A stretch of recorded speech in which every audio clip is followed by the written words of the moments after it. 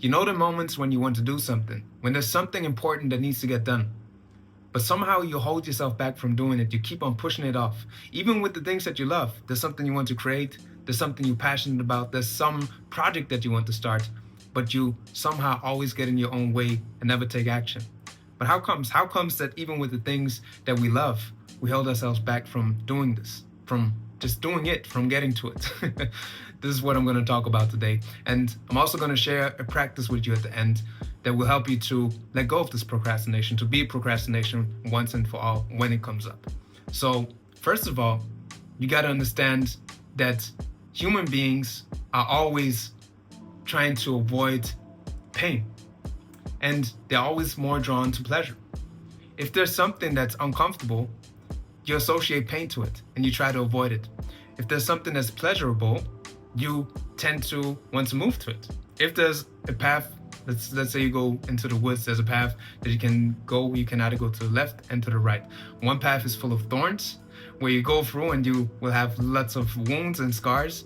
And the other one is just like a clear path with the sun shining and everything's just wonderfully laid out without any issues. Which path would you take? Would you take the path full of thorns where you have to go through bushes and have to fight yourself through and eventually even meet a wolf in there, or you go the path that's clear and light and where just everything is smooth, where you can just travel the road without any issues? Which path would you take? You would most likely take the path that is easily laid out, otherwise, unless you want to do some challenge or whatever. But this it's the same with the things that we want to do. When you procrastinate on something, you associate more pain to doing it than not doing it.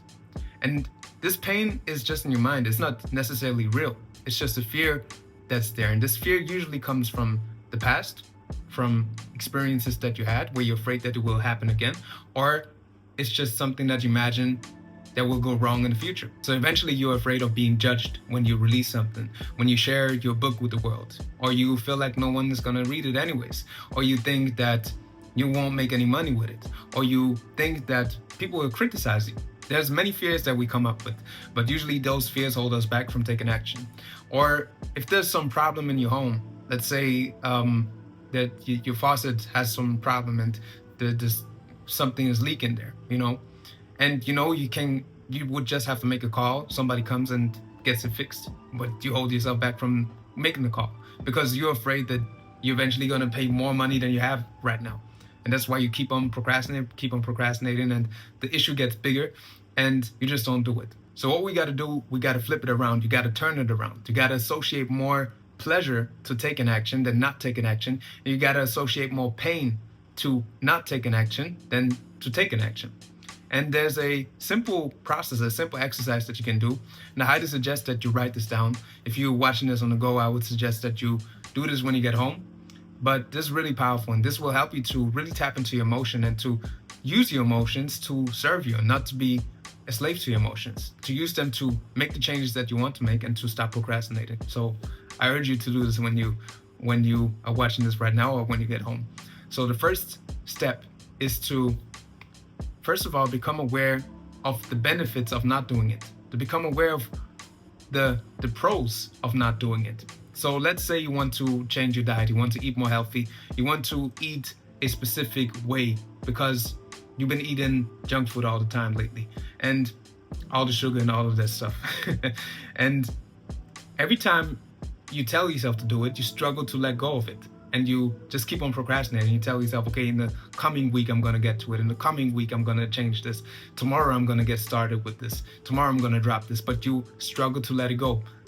So first of all, you have to become aware of the positive associations that you have to eating the junk food, to eating the burgers, to eating the sugary food. You write down all the good things that you associate with it. It tastes good. It gives me a short feeling of pleasure. It gives me, I associate it with positive feelings because I'm going to Burger King every week with my homies. That's where we hang out, You have these associations to the environment and with your people as well, or whatever it is for you. Those are just examples, but you write that down and you become clear on what those things are or these feelings are that are positive that you associate with not changing it, with not doing the thing that you want to get rid of, or doing the thing that you keep on procrastinating on. The second step is to write down all the negative associations, all the negative feelings that you have towards changing it. So for example, if you want to let go of the junk food, you can write down, it just tastes too good. It will feel hard to let go of it. I'll feel withdrawal symptoms of letting go of the sugar, which is a real thing. Like sugar is has a structure similar to, I think, 70% to cocaine. Like it's crazy. Like you can look into this, but just write down all the things that might be hard, or the things that gonna feel uncomfortable when you want to change it. And they don't have to necessarily be true, but it's just the thoughts that hold you back from actually changing the thing. So write down all the negative things that hold you back from making a change, all the negative associations that you have with changing. So once you have that, the third step is to make a new list, to write down all the positive changes, all the positive associations that you have to changing the thing, the positive outcomes that you will have, the positive outcomes you will have of eating healthy, the positive outcomes that you will have of actually making more sports. You can write down, I have more energy, I feel more vital, I have more joy, my serotonin levels are going up. This is what's happening when you eat good and when you stop moving your body. I have more energy for my family. I love the way I look, I love the way I feel. You have to have like a big list of reasons why you want to change, and why these positive outcomes have to outweigh the negative ones that you have written down before. And the last step is to ask yourself and write down all the negative outcomes, all the negative feelings that you will experience if this doesn't change now, if you don't change it now. So with the health example, if you don't change your diet, for example, if you keep on eating all this junk food, you could have multiple health issues in a few years, or even soon. I don't wish it for you, and I hope this example doesn't apply for you. But if it does, just become aware that this could really happen. You could have diabetes, all the high blood pressure, all of this stuff, just because you keep on eating the same way, because you're not willing to do the thing that you know is right for you, because you keep on procrastinating on changing that. Or if you have a family, if you have kids and a wife, or in a couple of years, you want to have the energy to be there, because the way you eat and the way you move your body increases your energy and your life force. And you could write down, I don't have the energy or the power to be there for my kids, to be there for my woman that I want to have. Or I just feel like shit after eating it, because often there's like just this short spike, this short dopamine hit, but afterwards you don't feel that good. And you gotta do this for yourself. And this is just an example with the diet right now, but you can apply this to anything. You gotta ask yourself, what are the pain points? What is the negative outcome if I don't change this now? And often we think it's not that important because you don't see the changes tomorrow. But with the health example, again, if you keep eating donuts every day, if you go to Dunkin' Donuts every day and eat no healthy food at all, don't move your body, in 10 years, you're probably not gonna have a good health anymore, So the best time to change that is now, if the health example applies to you. But you can apply this to anything. And also with the things that you want to create, your own projects, your own creations. If you hold yourself back from speaking your truth, if you have something to share with the world, but you're afraid of being judged, then maybe the positive thing of not doing it, the positive associations of not doing it, is that you get to be hidden, that you get to stay hidden, that you don't have to do the work and create a video or write an article or write a song or share it with the world, that you can protect yourself from the judgment, But then you gotta ask yourself, what is the negative outcome of me not doing it? I never get to live my dream. I never get to share my truth with the world. I never get to be the version of myself that I feel inside.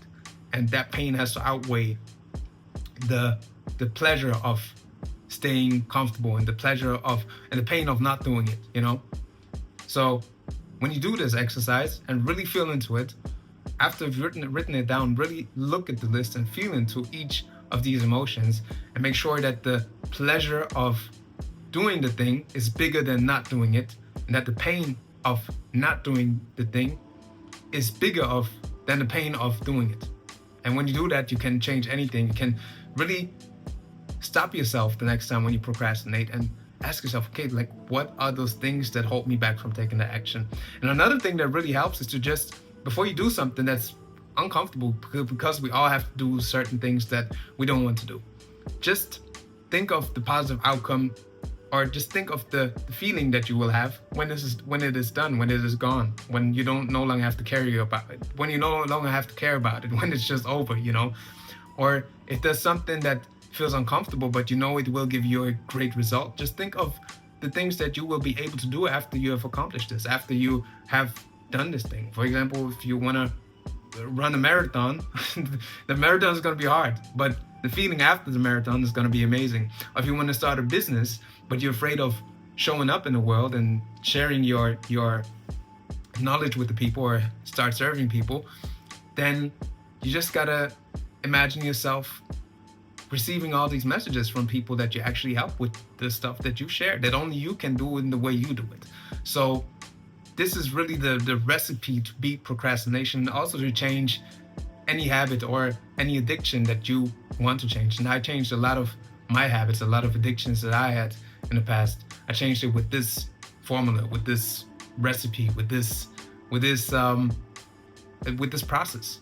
And it's a simple process that you can do in any moment. And like I said, it changed a lot for me.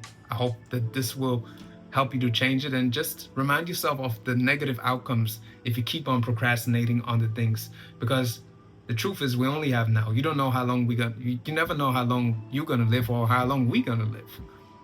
Also, the people in your life that you love, if there's something that you have to get done, if there's something that's really important, do it. Do it to get it done for yourself, but also to free yourself of all the stress that comes from procrastinating. Because if you keep on, I know this feeling very well as well, and it still happens sometimes.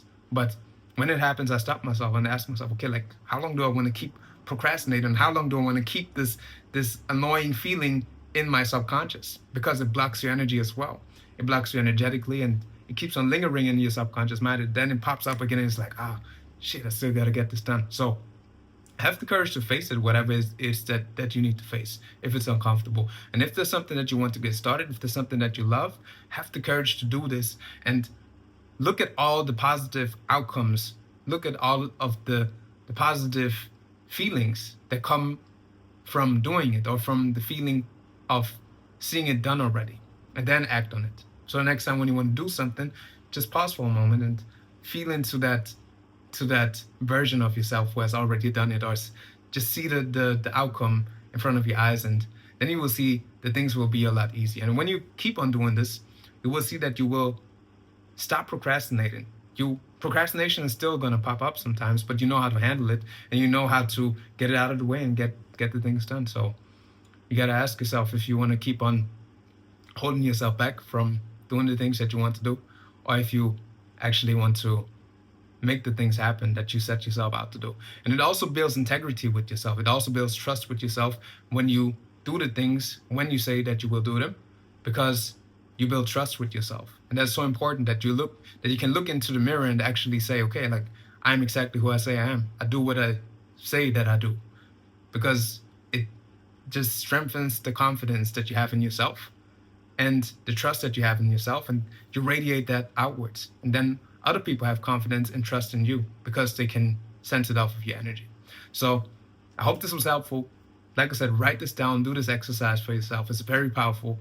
You can do this for any and everything. Whenever you feel stuck, whenever you feel like you need to get something out of the way, do this. Take a moment, write it down, feel into it, and make sure that the positive associations outweigh the negative ones.